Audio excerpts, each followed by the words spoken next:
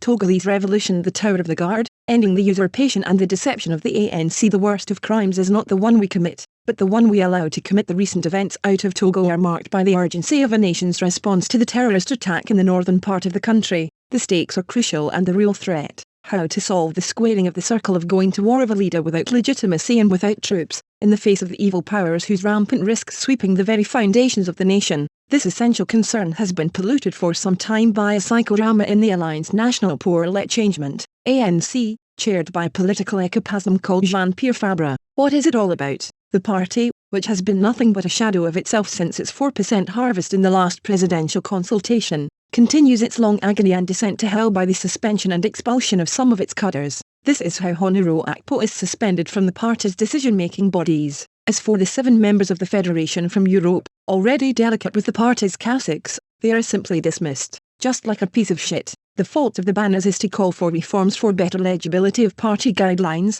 clarification of suspicions of collusion with power and renewal of the organization's leadership. For the leader of this party, it's a supreme confrontation that confines to the crime of lèse majesté. The audacity triggered the party's fury against the importers, attached to democracy, that they thought they could exercise internally. Error. The event is the subject of a thriller-worthy media stir, to the point of diverting the attention of the Togolese from what is important. A surprise, because in truth, what is the ANC worth in the Togolese political land? No, to the point where we wait for the decisions to exclude its members, a lot more. The ANC is not a political party, she never was. This is a usurpation of title and quality. His birth certificate says it all. It's a schismatic nebula emanating from the Union of Forces of Change, RFC, following the 2010 UFCRPT agreement, negotiated by the same bank breaking fronts for low material issues. They are going to jump the line and create a new avatar of their home mother, the UFC. From now on, the new chapel will shine itself in the implementation of the 2010 agreement without ever admitting it,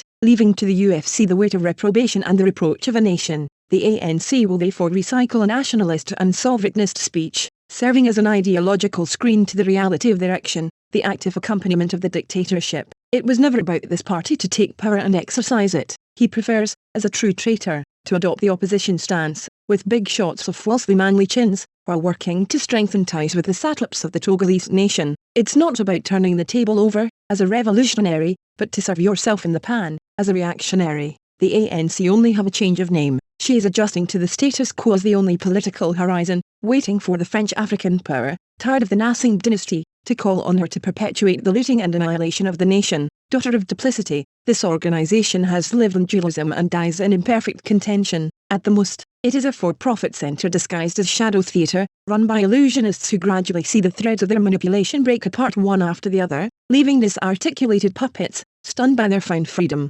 What political or civic training does this party offer and dispense to its members? None. This is a fundamental function of a political party. What does the ANC say about the signs of the times? What is his position on France-Africa? It is remarkable that this party produces anti-colonial rhetoric while reinforcing submission to colonialism. It is necessary to find the entrance doors with French officials, set foot at the Orsay and rejoice in finally being received by Dark Secretary, in the 6th basement of French diplomacy. The ANC participates in our country's deadly unbridled exploitation project. What does the CFA Franc party think that has been bleeding 14 countries of the Franc zone for 75 years? What does this party say about the real tendencies for the colonization of our states by imperialist powers? Has the ANC said anything about the mercenaries and terrorists' barbaric aggression on our states with the cohort of deaths and displaced populations in our peaceful campaigns? What does the ANC say about the pressure on our states to accept military bases from France and the global West to subject them and strengthen control over the wealth of the Gulf of Guinea?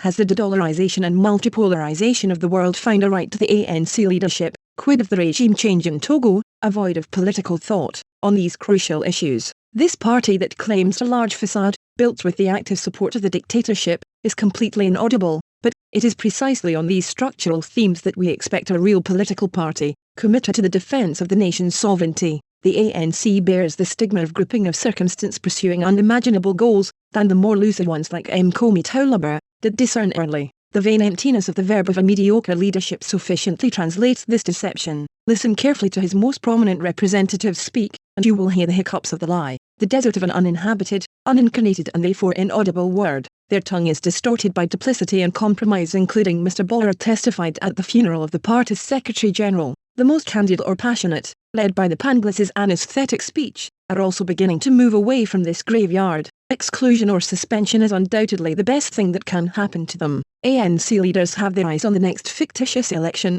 hoping to negotiate sinecures and strapontins, generously granted by Lomé II. They justify their nature as politicians, ventriloquists of the Vulgate of dictatorship. The real statesmen look upon the next generation. This is the honour of politics. The Togolese people are no longer wrong. He now massively rejects this crutch of dictatorship that neutralises any regime change. The torpillage of the 2017 revolution worn by Mr. Piatrodom the Illustrious. The same action was carried out during the 22nd of February, 2020 electoral revolution that saw Dr. Kojo Agbiome's resounding victory. The harmful role of this party of greedy and crooked cadres helped to circumvent it again. The obvious must be clear now. The ANC is in a state of advanced political catalepsy. However, she holds the poisonous juice of treachery and compromise that needs to be extracted. The fruit of the palm tree is picked only by sacrificing the protective palms. The ANC has gone to the bottom of its mistakes. About time she knew why they didn't have to be committed. To the wise, John the Baptist K.